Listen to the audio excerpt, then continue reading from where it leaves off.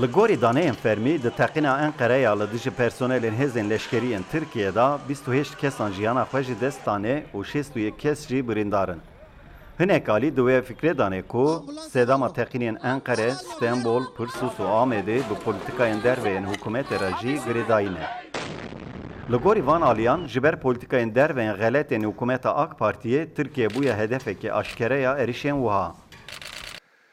Türkiye'ye saldırıları açık bir konumda. Tirkiye di armanca êrişên terorî sedema wê jî polîtikayên AKP yên ji sala 2011 heta nihane. Polîtikan reseniyê dewletê û vegeriyaya dijayetiya Kurdan. Li aliyê din hikûmetê xwast ku Beşar Esad têk biçe û ji bo vê yekê jî alîkariya komên cihadîst û tundrew kir. Ji ber vê jî îro Tirkiye ji ber wan sedeman bûye armanca êrişan. Ve bu ikisi Türkiye'ye saldırıya açık. Li gorî hinek şirovekaran jî eger ku wekî hikûmetê gotiye ew êriş ji aliyê YPG ve hatibe kirin, hem de piştgiriya navneteviya YPG kemtir bibe, hem jî de ihtimala têketina leşkerên Tirkiye bû Sûriye zêdetir bibe. Yani Türkiye'nin elini güçlendireceği kesin. Yani YPG. Ev êriş dêd mesela YPG'de destê Tirkiye bihêztir bike.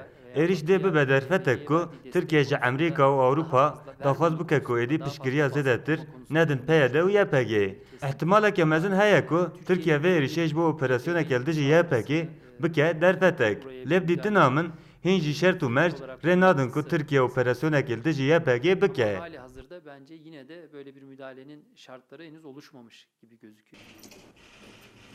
Hikûmeta Tirkiye ji ber êrişa Enqerê YPG wekî berpirsiyar suçlar dike. Lêbelê YPG vê îddiayê red dike.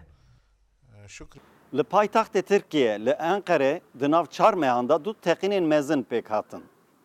Hikûmeta Tirkiye diyar kir ku da ku cardin êrişên wisa neqewîmin dê ew bergiriyên pêwîst zêdetir bikin. Kemal Avcı, Rûdaw, Enqere.